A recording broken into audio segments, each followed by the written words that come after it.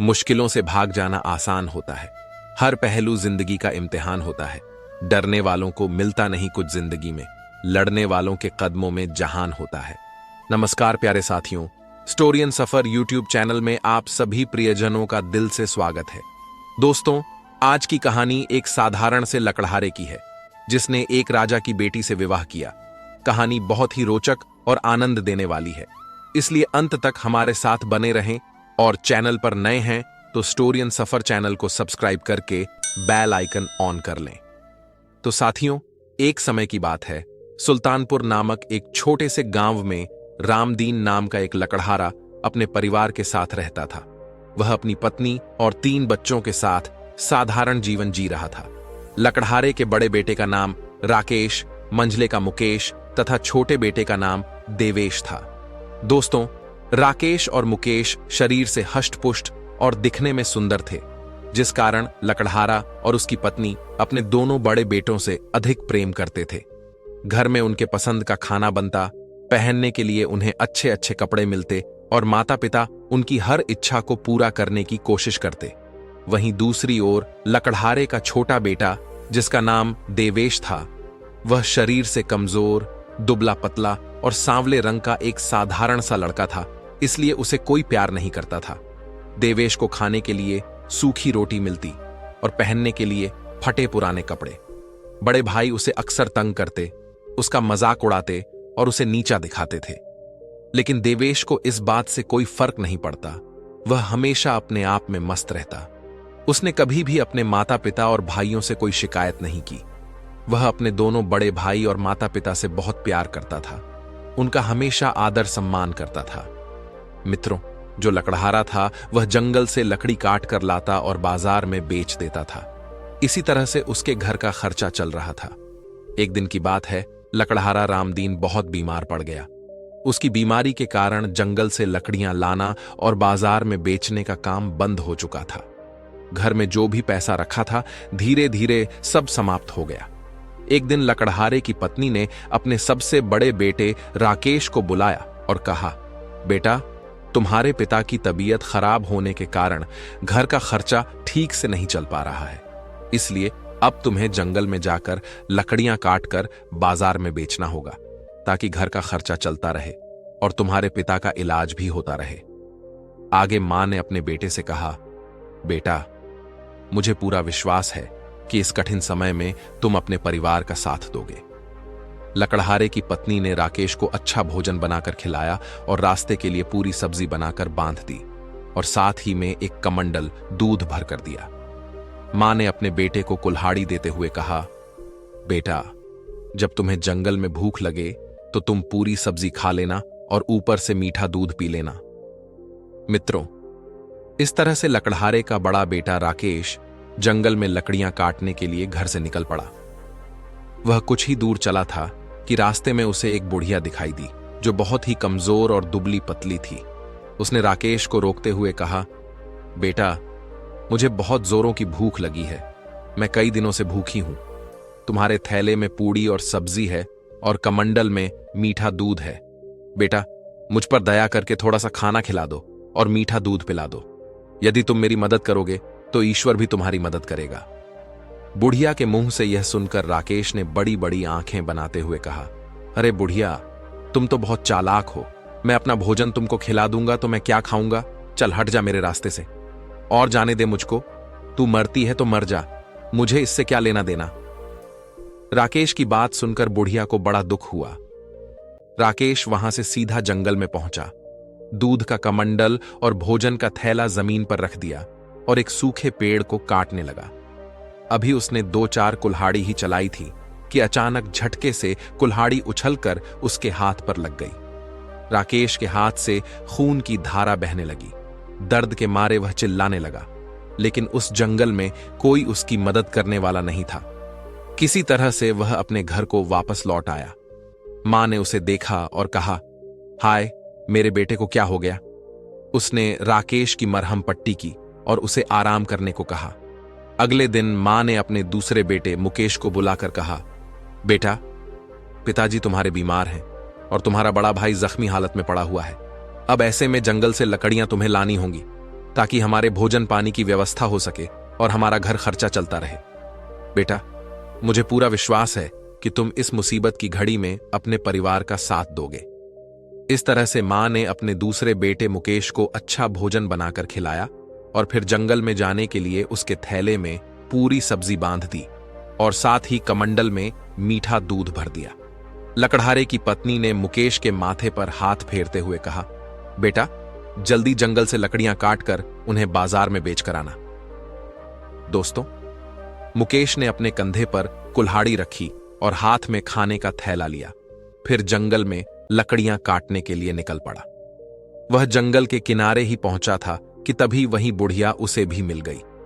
बुढ़िया ने मुकेश से कहा, बेटा, मैं कई दिनों से भूखी हूं। भूख के मारे मेरे प्राण निकल रहे हैं। तुम दया करके अपने थैले से मुझे थोड़ा सा खाना खिला दो और तुम्हारे कमंडल में जो मीठा दूध है उसमें से थोड़ा सा पिला दो। बेटा, भूख और प्यास के कारण मेरे प्राण जा रहा है। भूखे प्यासे को खाना खिलाना यह तो बहुत धर्म का काम होता है। यदि तुम मुंह गरीब बुढ़िया पर रहम करोगे तो परमात्मा तुम्हारी मदद करेगा। बुढ़िया की बात सुनकर मुकेश ने उसे डांटते हुए कहा, चल हट जा मेरे रास्ते से। भूख प्यास से मरती है तो मर जा। कौन सा तू हमारे रिश्तेदार या सगी संबंधी लगती है जो मैं तुम्हें खाना खिलाऊं और दूध पिलाऊं? मरते हुए मैंने कई लोगों को देखा है। इस तरह से अभद्र बातों का प्रयोग करते हुए मुकेश वहां से आगे निकल गया। बीच जंगल में पहुंचकर मुकेश एक सूखे पेड़ को देखकर अपनी पूरी सब्जी और कमंडल जमीन पर रखकर उस सूखे पेड़ पर कुल्हाड़ी चलाने लगा। अभी उसने एक दो कुल्हाड़ी ही चलाई थी कि तभी कुल्हाड़ी उछलकर उसके पैर में जा लगी। उसके पैर से खून बहने लगा। दर्द के मारे वह चिल्लाने लगा और मदद की गुहार करने लगा, लेकिन उस जंगल में उसकी मदद करने वाला कोई भी आदमी मौजूद नहीं था।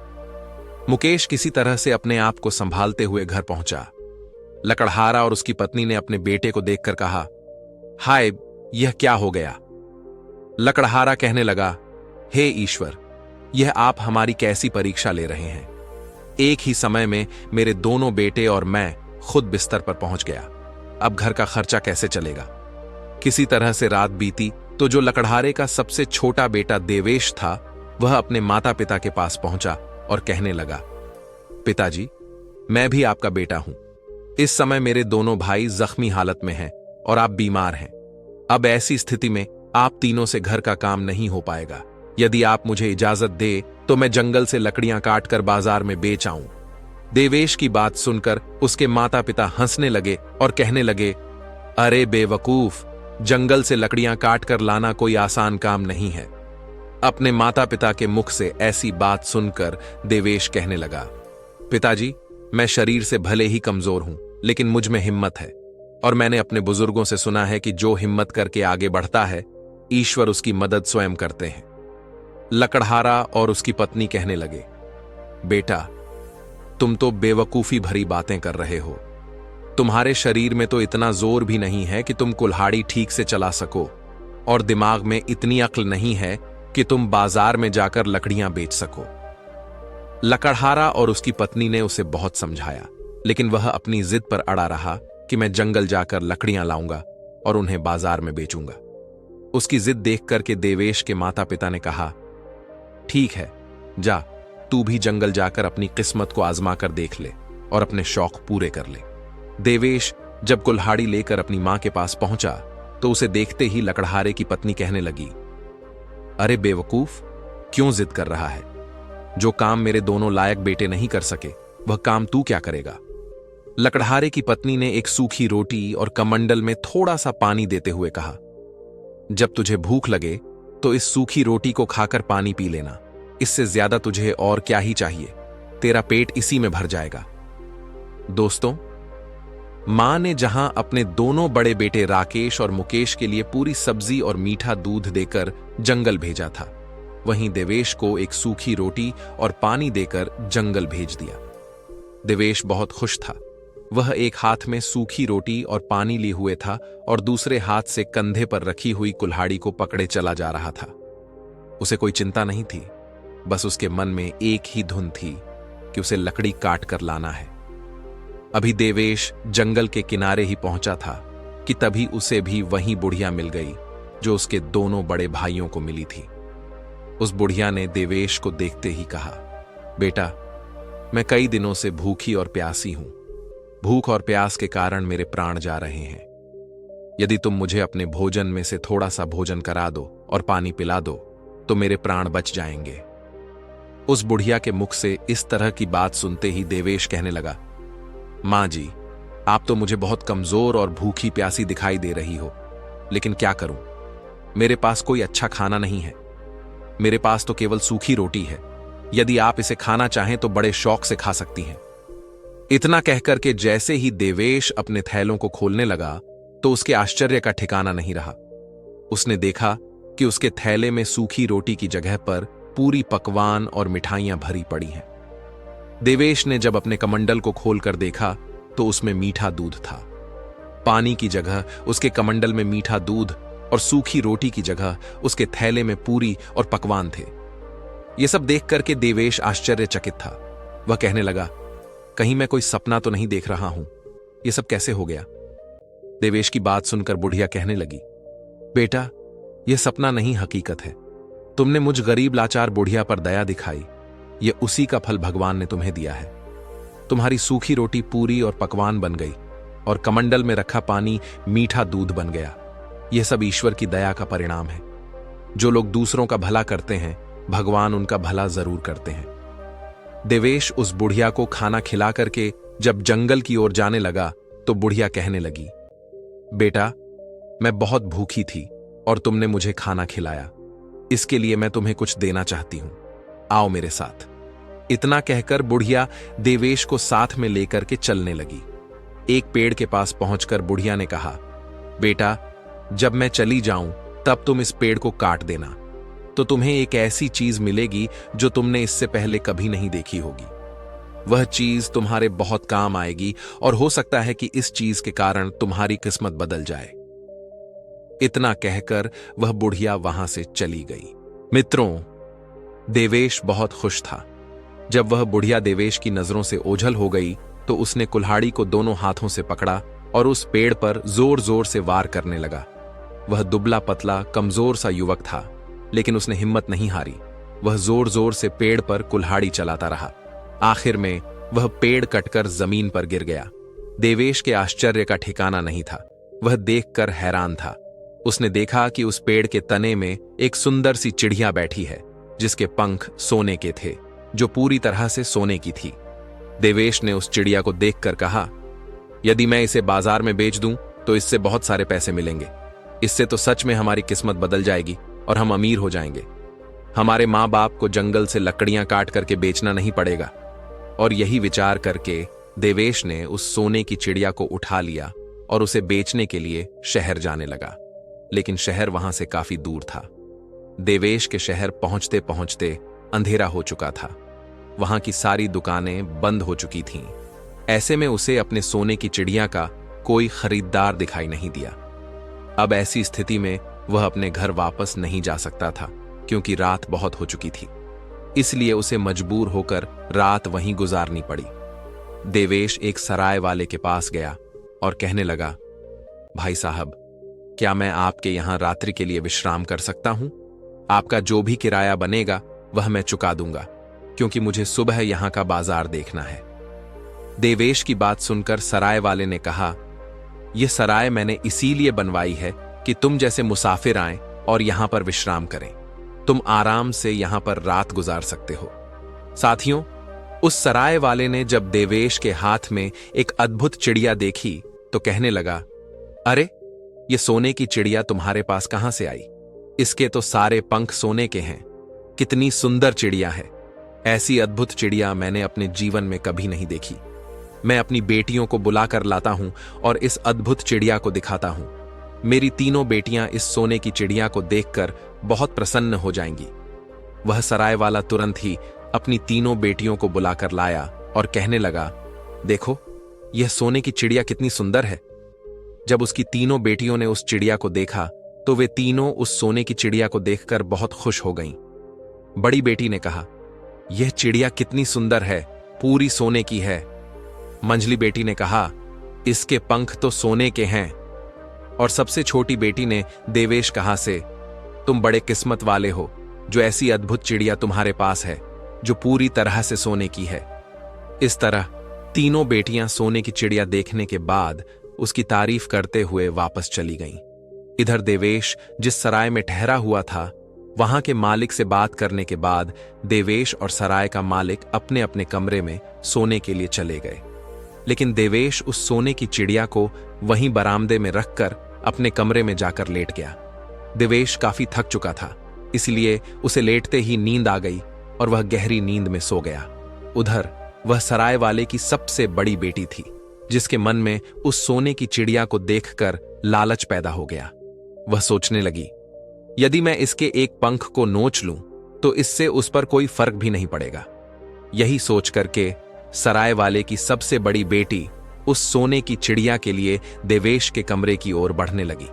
तभी उसकी नजर बरामदे में रखी सोने की चिड़िया के ऊपर चली गई, जिसे देखकर वह खुशी से उछल पड़ी और उसे उठाने के लिए आगे बढ़ी। जैसे ही वह चिड़िया के पंख नोचने के लिए अपने हाथ को आगे बढ़ाती है, उसके हाथ उस चिड़िया से चिपक जाते हैं। वह बहुत प्रयत्न करती है, लेकिन अपने हाथ उस चिड़िया से नहीं छुड़ा पाती और घबराकर अपनी छोटी बहन को बुलाने लगती है। बड़ी बहन की आवाज सुनकर मंझली बहन आती है। उसने आते ही कहा, अरे दीदी, ये क्या हो गया? बड़ी बहन ने कहा, तुम देखती नहीं कि मेरे हाथ इस चिड़िया से चिपके हैं? जल्दी से मेरे हाथ इस चिड़िया से छुड़ाओ। जैसे ही वह अपनी बहन का हाथ छुड़ाने के लिए उस चिड़िया को हाथ लगाती है, वैसे ही उसके हाथ भी चिपक जाते हैं। अब क्या, उन दोनों बहनों के हाथ उस सोने की चिड़िया से चिपक जाते हैं और वह दोनों अपनी छोटी बहन को आवाज देने लगती हैं।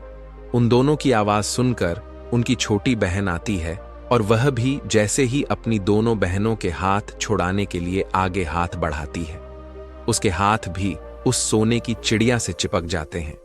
रात भर उन तीनों बहनों के हाथ उस सोने की चिड़िया से चिपके रहे और वे रात भर रोती रहीं। दोस्तों, सुबह जब देवेश की आंख खुली तो वह तुरंत सोने की चिड़िया के लिए बरामदे की ओर दौड़ा और जब वह बरामदे में पहुंचा तो वहां का नजारा देखकर दंग रह गया। देवेश विचार करने लगा, जरूर इन तीनों ने इस सोने की चिड़िया को चुराने की कोशिश की होगी, इसीलिए इन तीनों के हाथ इससे चिपक गए हैं। तभी वह सराय वाला भी वहीं आ गया और कहने लगा, अरे दुष्ट लड़के, तुमने यह क्या कर दिया? तुम देखते नहीं कि मेरी तीनों बेटियों के हाथ तुम्हारी सोने की चिड़िया से चिपक गए हैं? देवेश कहने लगा, इसमें मैंने कुछ नहीं किया है। जो भी किया है वह तुम्हारी तीनों बेटियों ने मिलकर किया है। जरूर इन्होंने इस सोने की चिड़िया को चुराने का प्रयास किया होगा, इसलिए इनके हाथ चिपक गए। इनको इनकी करनी का फल मिला है। इसमें मेरी कोई गलती नहीं है। मुझे तो अपनी चिड़िया लेकर जाना है। और इतना कहकर देवेश अपनी चिड़िया को लेकर वहां से चल पड़ा। उसकी सोने की चिड़िया के साथ उस सराय वाले की 3 बेटियां भी चल रही थीं, क्योंकि उन तीनों के हाथ उस सोने की चिड़िया से चिपके हुए थे। ऐसे में वह सराय वाला भी कुछ नहीं कर पा रहा था। उसकी तीनों बेटियां अपने बाप की ओर देख रही थीं और रो रही थीं, लेकिन वह बेबस था, कुछ भी नहीं कर पा रहा था। जब देवेश वहां से कुछ दूर शहर के बाहर निकला, तभी एक बूढ़े आदमी की नजर उन पर पड़ गई। वह बूढ़ा आदमी सराय वाले की तीनों बेटियों को देखकर पहचान गया। वह सोचने लगा कि यह तो उसी सराय वाले की बेटियां हैं, लेकिन यह लड़का आखिर इन तीनों को लेकर कहां जा रहा है?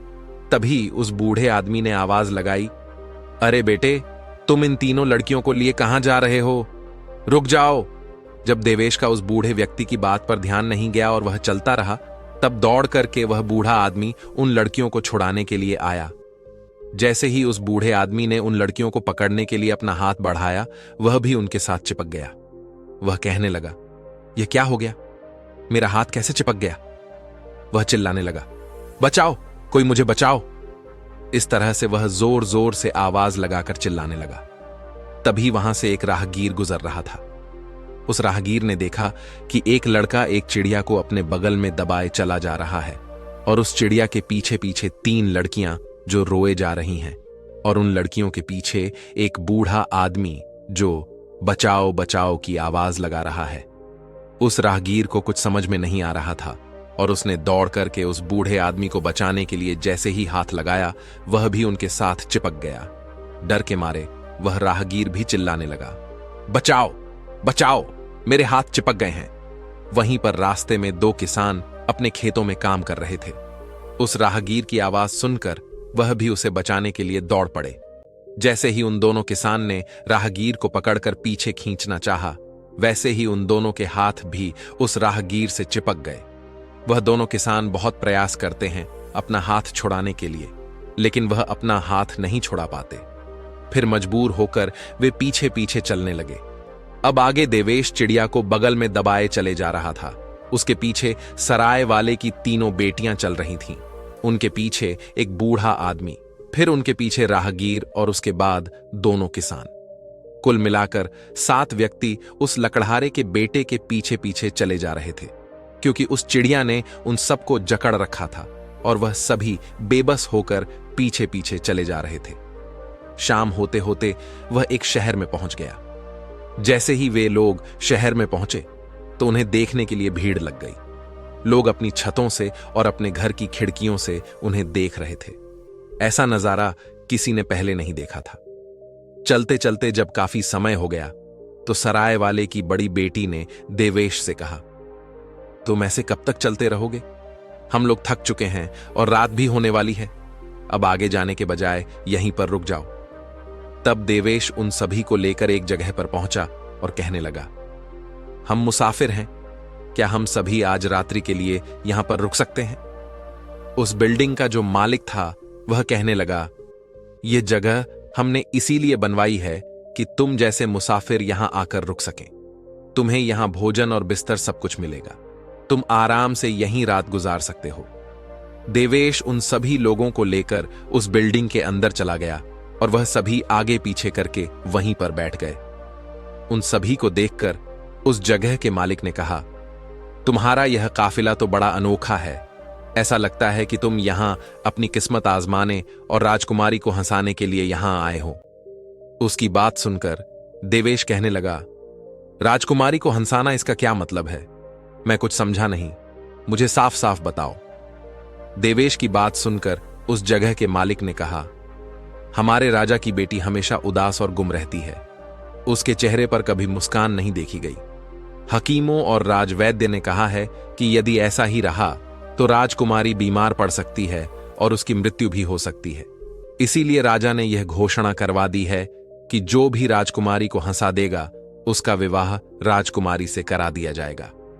जब से राजा ने यह घोषणा की तब से कई लोग अपनी किस्मत आजमाने के लिए आए, लेकिन कोई भी व्यक्ति राजकुमारी को हंसा नहीं सका। देवेश उस जगह के मालिक की बात सुनकर रात भर बेचैन रहा। वह सोचता रहा कि उसके साथ अनोखा काफिला है और शायद यही देखकर राजकुमारी हंस पड़े। अगर ऐसा हुआ तो उसका विवाह राजकुमारी से हो जाएगा और उसकी किस्मत बदल जाएगी। इसी विचार से वह रात भर करवटें बदलता रहा। सुबह होते ही उसने अपनी सोने की चिड़िया को बगल में दबाया और काफिले को लेकर राजमहल की ओर चल पड़ा। 7 आदमी सोने की चिड़िया से चिपके देवेश के पीछे पीछे चले आ रहे थे। जैसे ही देवेश राजमहल के मुख्य दरवाजे पर पहुंचा तो पहरेदार यह दृश्य देखकर ठहाके मारकर हंसने लगा। फिर कुछ देर बाद पहरेदार देवेश से बोला, वाह भाई, तुम्हारा यह काफिला बहुत अद्भुत है। इसे देखकर लोग हंसते हंसते लोटपोट हो जाएंगे। मैं जान गया हूं कि तुम यहां क्यों आए हो। पहरेदार ने उसी समय जाकर राजा को सारी बात बताई। राजा ने तुरंत देवेश को दरबार में पेश करने का आदेश दे दिया। देवेश और उसका काफिला राजा के दरबार में हाजिर हो गए। देवेश ने राजा को अपना परिचय दिया और बोला, महाराज, मैंने आपकी घोषणा सुनी है और इसीलिए मैं अपनी किस्मत आजमाने के लिए आया हूं। यदि आप आज्ञा दें तो मैं राजकुमारी को हंसा दूंगा। मुझे विश्वास है कि राजकुमारी को हंसी जरूर आएगी। राजा ने काफिले को देखकर कहा, वाह, बहुत खूब, यह काफिला तो बहुत अद्भुत है। राजा सोचने लगा, एक लड़के के बगल में सोने की चिड़िया और उससे चिपके हुए 7 व्यक्ति, ये तो हंसी नहीं ठहाके लगाने वाली बात है। राजा ने राजकुमारी को दरबार में बुलवाया।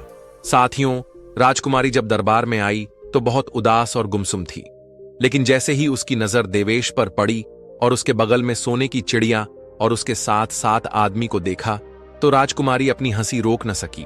वह ठहाके मारकर हंसने लगी और हंसते हंसते लोटपोट हो गई। राजकुमारी इससे पहले कभी इतनी जोर से नहीं हंसी थी।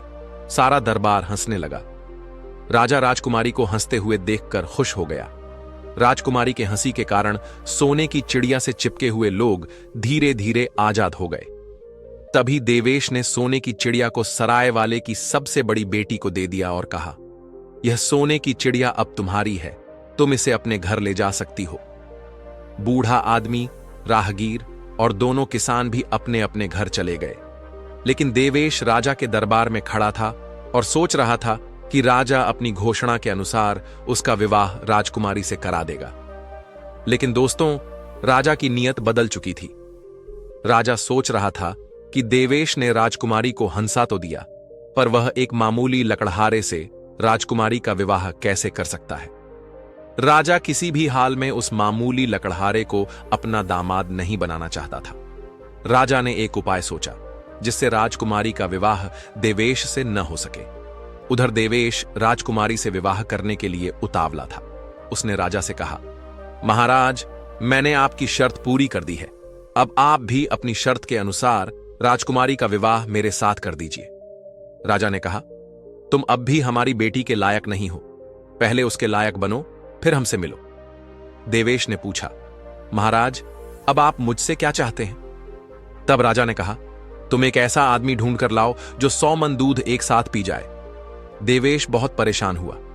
वह सोचने लगा, अब ऐसा आदमी कहां मिलेगा। इसी सोच में वह उसी जंगल की ओर निकल गया जहां उसे वह बुढ़िया मिली थी।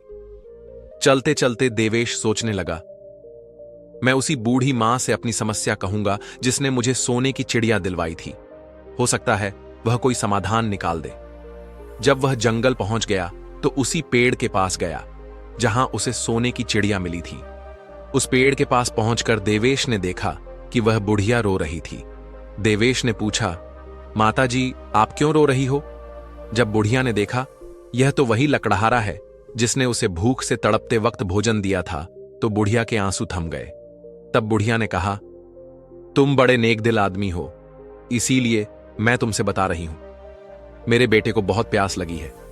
उसने मटका भर पानी पी लिया, लेकिन उसकी प्यास नहीं बुझी। यदि उसे 100 मन दूध मिल जाए तो उसकी प्यास बुझ सकती है। यह सुनकर देवेश खुश हो गया। वह बुढ़िया के बेटे को लेकर राजा के दरबार में पहुंचा और कहा, महाराज, आप जितना दूध पिलाना चाहते हैं पिला सकते हैं। यह आदमी 100 मन दूध पी लेगा। राजा ने उसे देखा और कहा, यह आदमी तो बहुत छोटा है, यह इतना सारा दूध कैसे पी लेगा। देवेश ने कहा, महाराज, आप इसकी चिंता मत करिए, आप दूध का इंतजाम कराइए। राजा की आज्ञा से दूध मंगवाया गया और उस छोटे आदमी ने दूध पीना शुरू किया। कुछ ही देर में दूध की सारी बाल्टियां खाली हो चुकी थीं। दूध पीकर छोटा आदमी एकदम खुश हो गया। उधर दरबार के सभी लोग आश्चर्यचकित थे। जब राजा और राजकुमारी ने यह सब देखा तो वे भी हैरान रह गए कि छोटा सा आदमी इतना सारा दूध कैसे पी सकता है। तब उस छोटे आदमी ने अपने पेट पर हाथ घुमाते हुए कहा, यदि दूध और हो तो ला सकते हो, अभी थोड़ी सी प्यास मुझे और बाकी है। इसके बाद देवेश उस छोटे आदमी के पास पहुंचा और धन्यवाद देते हुए कहा, आज मैं तुम्हारी वजह से राजा की शर्त को पूरी कर पाया हूं। फिर देवेश ने बुढ़िया के बेटे को धन्यवाद दिया और उसे विदा कर दिया, और वह छोटा आदमी राज दरबार से खुश होकर चला गया। तब देवेश राजा के पास पहुंचकर कहने लगा, महाराज, मैंने आपकी शर्त पूरी कर दी। अब आप भी अपने वचन के अनुसार राजकुमारी का विवाह मुझसे कर दीजिए। देवेश की बात सुनकर राजा ने कहा, लगता है बहुत जल्दी में हो, अभी तुम्हें एक काम और करना है। यह तो बड़ा आसान काम था, तुम कोई कठिन काम करके दिखाओ, इसके बाद मैं राजकुमारी का विवाह तुम्हारे साथ कर दूंगा। इतना कहकर राजा मन में विचार करने लगा कि अब कौन सा कठिन काम बताऊं जो यह कभी ना कर सके। फिर कुछ देर के बाद राजा ने देवेश से कहा, तुम मुझे ऐसा जहाज लाकर दो जो हवा, पानी और जमीन तीनों पर चलता हो। यदि तुम ऐसा जहाज लाकर मुझे दोगे तो मैं समझ जाऊंगा कि तुम राजकुमारी के लायक हो, और जब तक तुम्हें ऐसा जहाज ना मिले तब तक लौटकर हमारे पास मत आना, और अगर तुमसे यह काम ना हो तो दोबारा अपनी शक्ल मुझे मत दिखाना। इतना कहकर राजा दरबार से उठकर चला गया। वह सोच रहा था कि यह कोई आसान काम नहीं है, यह काम यह कभी नहीं कर पाएगा। राजकुमारी यह सब बातें सुन रही थी। देवेश के चले जाने पर राजकुमारी ने राजा से कहा, पिताजी, यदि किसी के साथ वादा करो तो उसे निभाना चाहिए। आपने उसके साथ बहुत गलत किया है। राजकुमारी की बात सुनकर राजा कहने लगा, तुम इस मामले में बिल्कुल चुप रहो। मैं तुम्हारा विवाह उसके साथ कराऊंगा जो तुम्हारे लायक होगा। मैं इस साधारण लकड़हारे को अपना दामाद नहीं बना सकता। राजकुमारी अपने पिता की बात सुनकर अपने कक्ष में वापस चली गई। मित्रों, इधर देवेश बहुत परेशान था। वह सोच रहा था कि राजा ने तो आज नई समस्या खड़ी कर दी। देवेश ने सोचा कि अब वह राजा को ऐसा जहाज कहां से लाकर दूं। सोचते सोचते उसे उस बूढ़ी मां का ख्याल आया और उसने फिर वहीं पर जाने का निश्चय किया जहां पर उसे वह सोने की चिड़िया मिली थी। यही विचार कर देवेश फिर उसी जगह पर पहुंच गया। देवेश को उदास देखकर वह बुढ़िया पूछने लगी, बेटा, क्या बात है? आज तुम बहुत उदास दिखाई दे रहे हो। देवेश ने सारी बात उस बुढ़िया को बता दी कि उसके साथ क्या क्या हुआ। सोने की चिड़िया का मिलना, राजकुमारी का हंसना, आज तक की सारी बात। देवेश ने कहा, माताजी, अब राजा ने कहा है कि मैं एक ऐसा जहाज लेकर आऊं जो पानी, जमीन और आसमान तीनों पर चलता है। अब ऐसा जहाज मैं कहां से लेकर आऊं? देवेश की बात सुनकर बुढ़िया कहने लगी, बेटा, मुझे तुम्हारी नेकी याद है जो तुमने मेरे साथ और मेरे प्यासे बेटे के साथ किया। उसके लिए मैं तुम्हारी एहसानमंद हूं और मैं हर तरह तुम्हारी मदद करूंगी। बेटा, तुम चिंता मत करो। मैं तुम्हें एक ऐसा जहाज बनाकर दूंगी जो हवा, पानी और जमीन तीनों पर चलता है। इतना कहकर बुढ़िया जहाज बनाने में जुट गई। कुछ दिनों के बाद जहाज बनकर तैयार हो गया। देवेश ने जब वह जहाज देखा तो बहुत प्रसन्न था। देवेश ने उस जहाज पर उस बुढ़िया को भी बैठाया और राजमहल की ओर चल दिया। राजमहल पहुंचकर जब देवेश उस जहाज से नीचे उतरा तो राजा के आश्चर्य का ठिकाना नहीं था। वह सोच रहा था, कैसे नामुमकिन काम को यह मुमकिन कर रहा है। लगता है नियति भी यही चाहती है कि इन दोनों का विवाह हो। तभी तो जो बातें कोई सपने में नहीं सोच सकता वह उसने मुमकिन करके दिखाया। राजा समझ चुका था कि अब यह मेरी बेटी के योग्य है। अब इससे योग्य और कोई दूसरा नहीं हो सकता। और इस तरह से विचार कर राजा ने राजकुमारी का विवाह देवेश नाम के उस लकड़हारे के साथ कर दिया। कुछ दिनों के बाद देवेश उस राज्य का राजा बन गया और इस तरह उसकी किस्मत बदल चुकी थी। जब उसके माता पिता को यह बात पता चली कि उसका जो सबसे बेवकूफ लड़का था, जिसे वह नकारा समझ रहे थे, वह तो बड़ा बुद्धिमान निकला। दोस्तों, यह सब जो था वह उस लकड़हारे देवेश के नेक दिली का परिणाम था जिसने उसकी किस्मत पूरी तरह से बदल दी थी। यह उसकी नेकी का फल था क्योंकि उसके दिल में दया थी। उसने भूखे को भोजन करवाया था और प्यासे को पानी पिलाया था। उसने नेक काम किया था, इसलिए भगवान ने उसकी मदद की। उसे एक साधारण लकड़हारे से राजा बना दिया।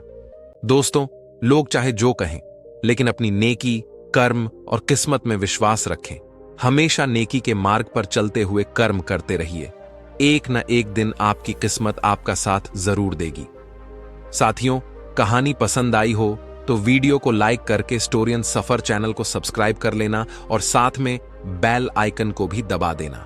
मिलता हूं आपको एक और प्रेरणादायक और मजेदार कहानी के साथ। धन्यवाद। जय श्री कृष्णा।